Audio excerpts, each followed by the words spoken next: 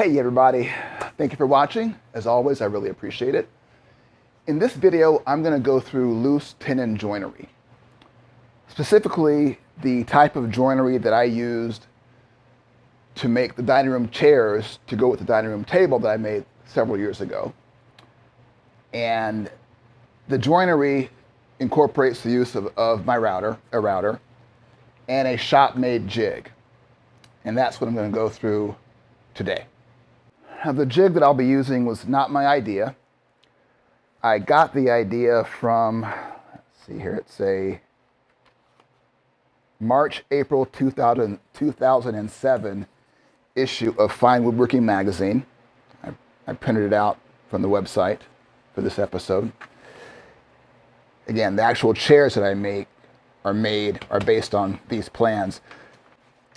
And I just made some minor modifications just for my router and my router base. But basically, the shop jig that I'm going to use today, I found the idea, incorporated it from this article. Here is the jig. Very simple, obviously. I just used some white oak for the base, a nice strong base. A couple of pieces of plywood on the side. I used some spray adhesive and attached some plywood, so you can see it here, to add friction. And there is a hole cut out on the bottom because you use this jig also to cut mortises in end grain on the ends of lumber. And very simply, the router just sits on top, rides along. Again, the modification I made is in the magazine, and actually when I did this years ago, I didn't have this router, so it worked fine. I had two guides like this that I used, but I have a different router now, and I actually have two of these edge guides, but these rods are not long enough to put both of these on. So I made this here, but I still wanted to use one because the nice thing is the older one that I made, which is also in the article, which worked fine, obviously, I have the chairs. But with this guide, I have the fine tuning ability. So once I get the router in here, I get it lined up and whatnot. Obviously, you want this to be pretty tight. You don't want a whole lot of play. And once I get this side tightened down with some wood screws that I use to, hold it in place, I could use my fine tune guide here. You can look at that, to take out that play, to get a really nice fit. So that's really the only difference, really. And then based on where I'm going to be cutting my mortise, I have a couple of pieces that I wedge in here such that if I go off the edge, it's not tightened down. If I go off the edge of here, I still have a base to sit the router on. And as I alluded to just now, and as you'll see once I start with this project, the way you hold pieces in here is basically you wedge your workpiece in here using other pieces of scrap to make sure it's tight and in place. And again, you'll see what I'm talking about there once I get started. But since I've been using this jig for quite a while, and I have a couple of these, and it's kind of like a game of reverse Jenga. Once you find a combination of lumber, you might have to plane some to get it just right. I tend to keep all these pieces together when I store it for its next use, because I'll have, as you can see, different thicknesses of wood that I'll use based on the workpiece that I need to wedge in here. So again, once I get a nice combination, I keep all these together. Keep it simple. And again, this is a jig used to make mortises to be used with loose tenons. And here are some loose tenons I made. Actually, this is a little jar I kept of extra tenons from the chair project of many years ago. And if you've ever used a router to make a mortise and then cut a tenon, you know, you always have the option, do I square off the mortise to fit the tenon, or do I round off the tenon? So for this project, given the amount of mortises involved in making 6 dining room chairs, I decided, once I realized I was going to use a 3/8 inch router bit, I planed stock for the tenons to 3/8 of an inch, and just used a router bit to round them over for whatever size I needed for the chair. And that way I could just cut the mortises and make the chairs. I didn't have to worry about rounding anything off. As a matter of fact, it's kind of funny. If you've watched my episode on knockdown furniture fasteners, you know I own a domino joiner system from Festool, which I really like. And these look like dominoes, really. And I think, I don't believe I ever had the idea of owning a domino joiner in my mind when I made these chairs many years ago. But looking back at it now, it's kind of funny because these are like, you know, quote unquote dominoes. And they work very similar to the system I'm talking about here.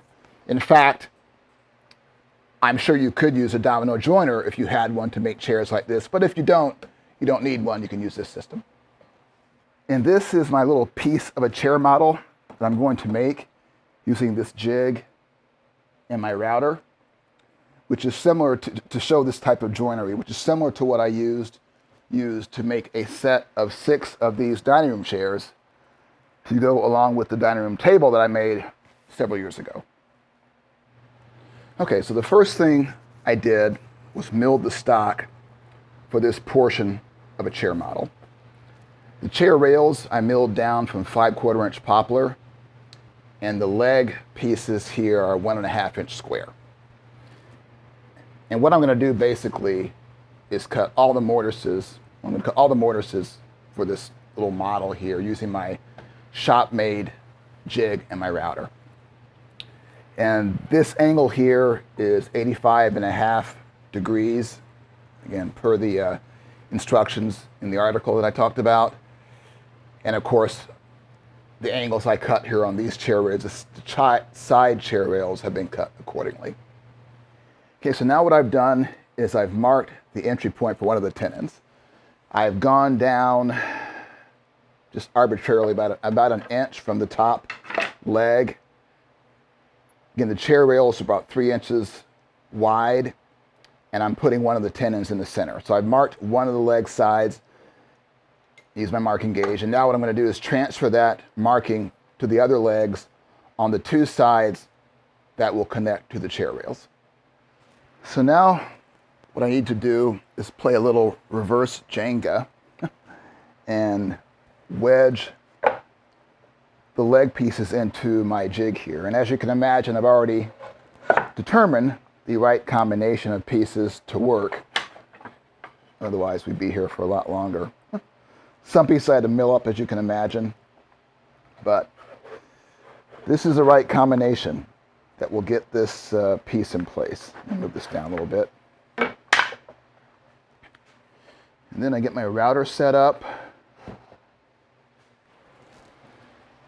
So now I'm going to set the depth. I'm going to cut down to half the length of this tenon. It's about 2 inches.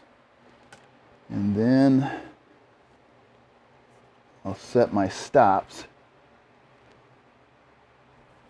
And I use these little screw clamps for that, and they serve 2 purposes actually.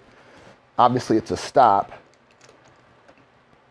but it also puts a little more pressure on the sides of the jig just to further minimize the risk of that piece sliding at all.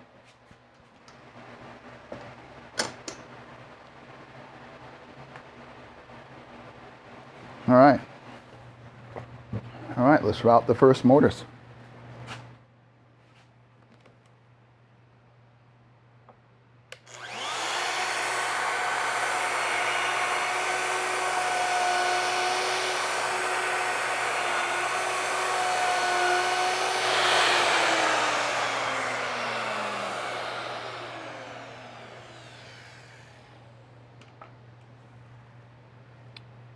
All right, that's it.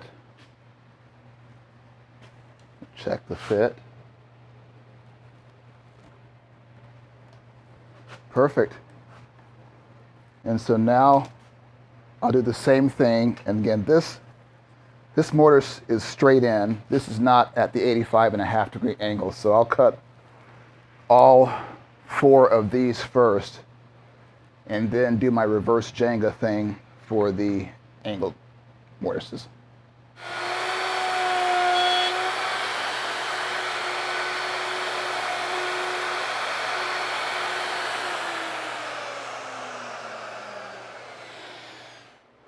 So now what I have to do is cut the mortises in the legs that enter at an 85.5-degree angle.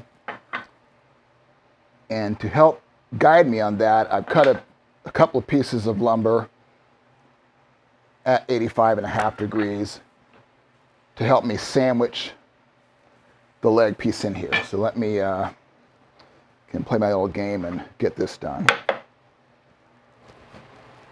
All right. Now let me set the router up.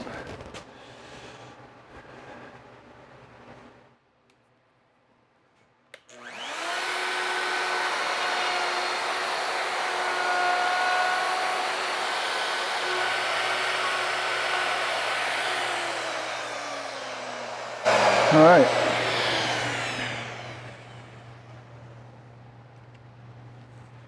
So now what I need to do is use the same jig to cut the mortises in the ends of the chair rails. Okay, so now I've marked the mortise for the end grain. Let's focus here. And so now what I have to do is wedge this piece in the cutout so I can again use the router to cut the mortise in the end grain. So let me do that.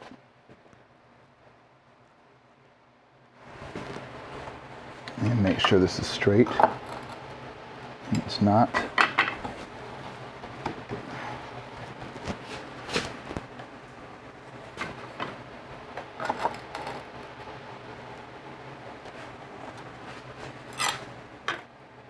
All right, that's straight.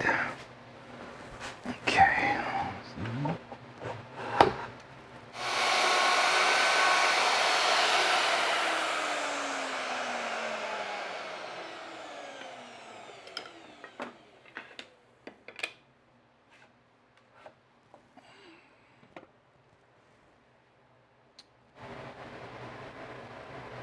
All right. And these end grain mortises that I'm cutting, even though the end of the chair rail is cut at that 85.5 degrees, I'm still just cutting the mortise straight down. So that, no need to wedge it any differently for that cut.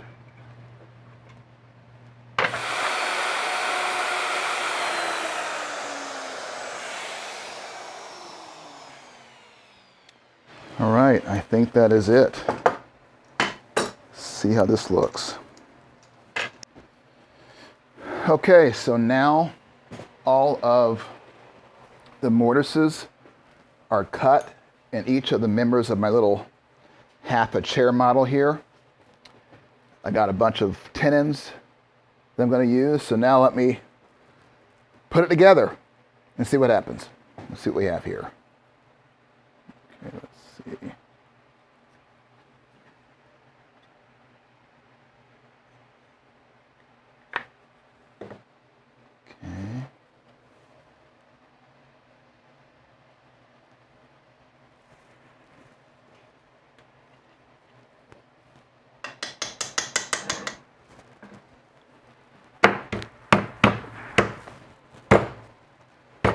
All right. Let's see what we have.